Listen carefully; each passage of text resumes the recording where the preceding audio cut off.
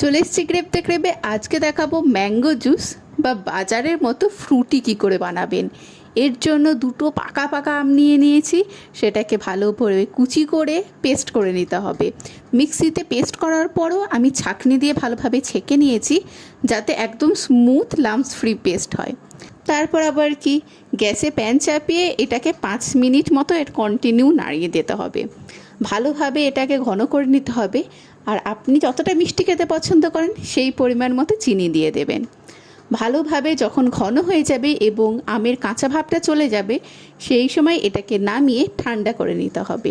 যখন দেখবেন ব্যাটারে একটা আঙুল দিলে আঙুলটা পুরো কোট করে যাচ্ছে, সেই সময় বুঝবেন ঠিকঠাক কনসিস্টেন্সি চলে এসছে।